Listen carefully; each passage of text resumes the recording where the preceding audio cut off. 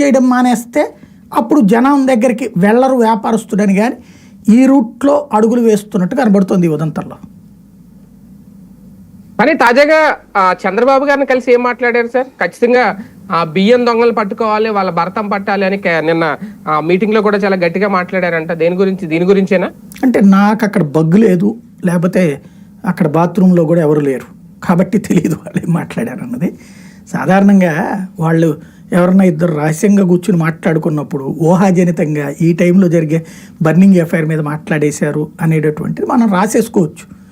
విశ్వసనీయ సమాచారం అని నా దృష్టిలో విశ్వసనీయ సమాచారం అని నేను ఎప్పుడు వాడతానంటే సహజంగా ఈ పాయింట్ అంటే మనకి కరెక్ట్గా ఇన్ఫర్మేషన్ ఇచ్చి నా పేరు డిస్క్లోజ్ చేయొద్దు అన్నప్పుడు వాడతాను నేను, లేకపోతే అట్ట పడితే అట్ట వాడను నేను.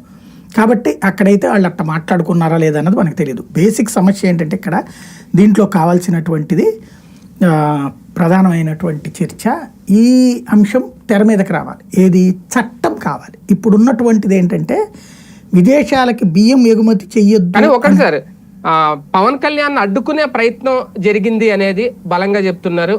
పవన్ కళ్యాణ్ కనీసం అక్కడికి రానివ్వలేదు షిప్ దగ్గరికి అనేది. ఇక్కడ ఒక ప్రాక్టికల్గా మాట్లాడుకుందామండి. ఏందో వేగ్గా ఎవరిష్టం వచ్చినట్టు వాళ్ళు మాట్లాడేసుకుంటున్నారు. పవన్ కళ్యాణ్ ఏమంటాడు, అక్కడ బియ్యం సప్లై అయిపోతుంది ఉంది ఆపేసేయండి అంటారు. ఎట్లా ఆపాలి వాళ్ళు?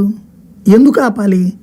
ఇప్పుడు ఒక ఆ ఏరియాకి సంబంధించిన కస్టమ్స్ వాళ్ళు లేకపోతే కనుక కోస్ట్ గార్డ్ వాళ్ళు ఎందుకు ఆపుతారు? వాళ్ళకు ఒక లిస్ట్ ఉంటుంది. ఏ బియ్యం ఎగుమతి అంటే ఏ వస్తువులు ఎగుమతి చేయొచ్చు, ఏ వస్తువులు ఎగుమతి చేయకూడదు అని ఒక చట్టం ఉంది. వాళ్ళకు ఒక పేపర్ ఉంటుంది. దాని ప్రకారం నిషేధిత వస్తువులు అయితే వాళ్ళు సీజ్ చేస్తారు, ఎక్కనీరు. దాని లెక్క ప్రకారం ఏం జరుగుతున్నదంటే అక్కడ బియ్యానికి సంబంధించి బాసుమతి బియ్యం ఎక్స్పోర్ట్ ఒక్కదా